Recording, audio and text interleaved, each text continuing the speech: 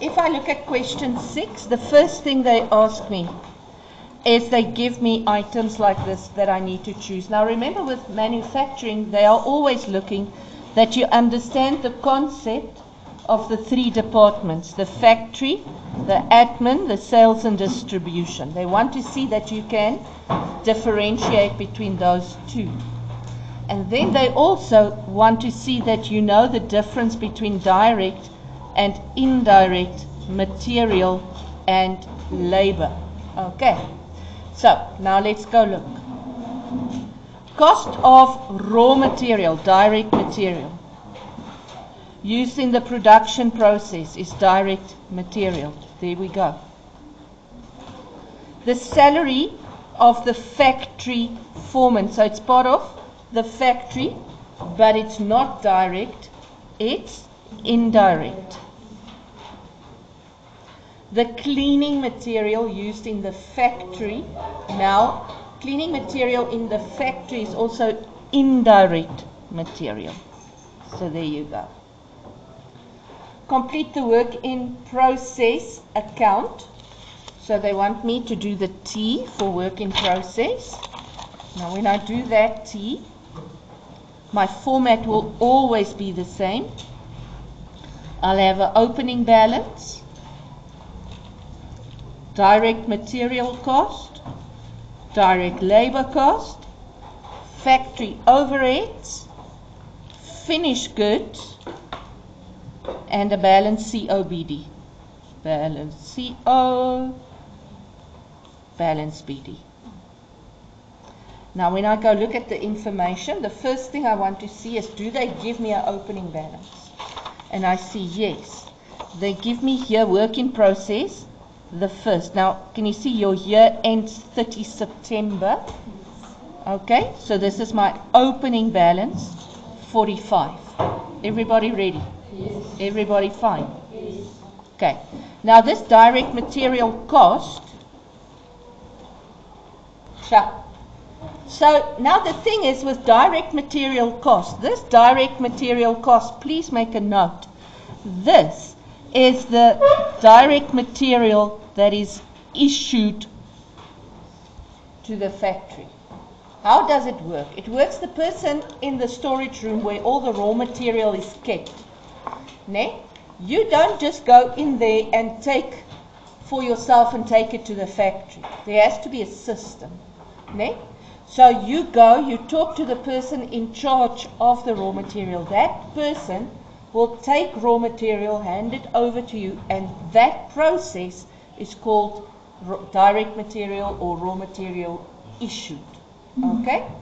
So in other words, if I want pens, I will go to Ms. Hubert, I fill in a form, she goes to the little stationary vault storage here under the steps. She will take out what I was requesting and she will bring it to me. I don't go in there myself. Okay, so that is the direct material issued. And in the end, the ones that I issue is the ones that I use in the process of making the product. And that is why in the end we call it direct material cost. The direct labor would be your factory workers, not workers working in the factory. This would be literally the workers making the product. Okay, and they will get a wage. And remember, if we look at this wage, I'm going to look at the norm time and the overtime. I'm also going to look at the gross and the contributions. So you have to be on the lookout for all of that. And factory overheads, usually they will ask you to do a T for factory overheads, but if they don't, and it's not just a single amount, be sure to show me how your factory overheads comes into play. Okay, so now let's go look at the info. They give me here admin cost. I know that is admin expense, nothing to do here. Now look here, direct material cost. So this is what's issued. Okay, I will just first write it there to be on the safe side, because maybe they will tell me something else like we forgot to show certain entries or whatever. Okay, just to be safe. Direct labor, the same thing. I will just first put it here to be safe because maybe there's something else coming. Factory overheads, the same thing. Maybe something will be coming. Nee? Okay, now, next one. Sales and distribution. Nothing to do with the factory. Cost of production of finished goods. Now, that amount is this one. My finished goods. The cost of the production of the goods that I finished making. Please make sure that you know that. Then they give me sales, cost of sales, finished goods, work in process has got a question mark, and there's nothing else. So there's no adjustment, so this one is a straightforward. 1,250, 640, 728, and now I see this time I don't have to balance on finished goods, I'm going to balance on the balance. And that gives me what? 663. Oh wait.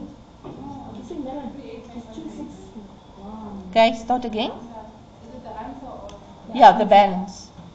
261 7800. No, this is too much. Always remember that your closing balance will be in line with your opening balance. So you'll see here your opening is 45,000. So you can't end with 1 million. Then you know you did it wrong. So what is this balance? 38,500. That's more in line. So now you know you're right. They didn't ask you to do finished goods. But let me do the T for finished goods that you can see how it works. So finished goods will also have an opening balance. It will have work in process. It will have cost of sales. And it will have a closing balance. Alright? Now if I look at my information, they give me my opening balance. And they also give me here the closing balance. So that closing balance goes here. So now I'm shorting two things. I must either have the WIP or the cost. Right? And I got the work in process because they gave it to me. You see? So that 2625000 goes there. And now I can calculate my cost of sales. Okay. And how will I do that? I will say this one plus this one minus this one equals that. Let me record this. So this cost of sales is literally, if I do an income statement and I have sales less cost of sales, it would be that amount that I get that goes there. Because what is the difference? In the previous businesses was trading businesses. So in other words, we bought the goods already made, so we had a cost price, okay? And then when we sold it at whatever the sales price was, we had the sales price and the cost price. Cost price being what I paid for it from the manufacturer. But now we are doing the books of the manufacturer. They don't buy final goods and sell it. They make it and then they sell it. And this is why we have to go through the work in process, because this shows me how much did this goods that I made cost me. But now I can't make that full. This is now his trading stock. So actually, okay, so listen quickly. If I was a normal trading business, this would have been trading stock. And this would have been bank and creditors control because I would have bought the stock. And this would have been my stock tank. But now I'm not buying it, I made it. So it comes from the factory floor. It comes from where I made it. Can you see? And I don't call it trading stock, I call it finished goods. And this is the goods that makes my finished goods less. Why does it make it less? Because I sold it. Works just like trading stock. It's just I don't buy the product that I'm selling, I make it. And that's why all these other T accounts goes before it. Raw material, work in process, factory overheads. So now with this one, they asked me, the business produced 15,500 pies for the year ended. Calculate the direct material cost. So what did I tell you? Direct material cost is the material that I issued to the factory to make the pies. But they want it per unit. So if I go look here at the bottom, here they give me direct material cost is 79,050. But I want it per unit. So I need to see how many units did I produce. And they tell me 15,500. So divided 15.5 gives me how much did a pie cost me to make. Or the ingredients. 5.51. So it's 10 cents. Okay, next one. They asked me to do the break-even point. So the break-even point, total fixed cost, in other words, I want the rand value of all the fixed cost, selling price per unit, variable cost per unit. Now, what is my fixed cost again? Factory overheads and admin. What is variable cost again? Direct material, direct labor, and selling and distribution. What is again the definition of fixed cost? It's the cost that is not influenced by the units. It doesn't work with the units. Variable cost works with the units. That's the difference. Okay, now, if I look here, they give me total fixed cost, 89,900. They give me the selling price per unit, do they? They have to, otherwise we can't do it. Oh yes, of course they do. Sales is 14 Rand 50. We can all see this was 2011, eh? Okay. Then my variable cost, can you see they give me it's 850. If they didn't give it to you, you would have to go and use this 510 plus the labors plus the selling and distributions per unit. Right. So, what is the contribution? 14,900. No, what is the contribution? It's 6 Rand. The contribution is this difference. So it's 6 Rand. So 89 divided 6 gives me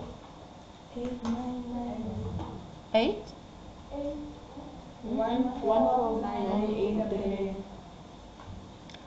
Okay. Point. Okay, so I'm going to round it upwards because I can't sell a part of the pie. I need to sell the whole pie. So, everybody happy? This is how many units I need to produce and sell to break even. What does break even mean? It's the point where I do not make a loss or a profit. I just covered my fixed costs. Okay. Now let's look. Should the business be satisfied with the number of units they produced? Now remember how we did it yesterday, né? Yesterday they gave us the previous year's break-even point and production. Now they don't. They only give me this year. So I can only go look at this year. I can't see if their performance improved. I can only comment on if we're making a profit or a loss. So now if I go look, I produce 15.5, ne? So now you can say, yes, the break-even point of 14,984 is smaller or less than 15,500 units produced. Business makes a profit. Can you see? You can also say no. If you say no, you will say no. Even though the break-even point of 14,984 is smaller than the 15,500 units produced, the profit is very small. But can you see, the things that I need to see is that you take the break-even point, you take the production, you name the units, and you compare them. And then you say the word profit. And then the yes and no will both get marks. But you can't say no and they make a profit. If you say no, you have to say they make a small profit, and that's why she should not be happy. Okay. It's 516 units that they make a profit on. If I subtract those two, times 6 rand. And remember, if you look here, it's for the year. So, can you see the profit is extremely small? Ne? Because it's for the whole year in this case. Yeah, and you have people you have to pay to. Exactly, you've got lots of expenses. Okay, but now let's look at the next one. The direct material cost for 2010 was 380. Now remember, we have now calculated it to be 510. Can you see it increased a lot?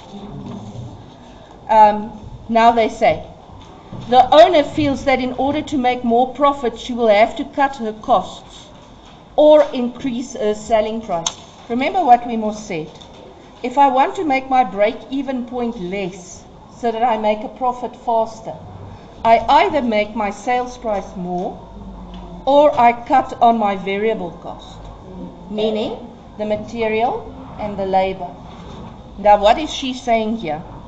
She wants to rather cut her costs using fewer ingredients in the filling, but keeping the selling price the same. Now what is the problem with this? Is that her clients are used to a certain product at that price. Okay? Now, suddenly, you always buy the shepherd's pie and at least you get like 7 chunks of meat and 2 peas. And now when you buy it, there's 2 chunks of meat and 700 peas. The customers is not going to be happy, ne? Okay. Now, should she carry on with her plan? Give one valid reason for your decision. I would definitely say no, because she's going to lose customers, ne?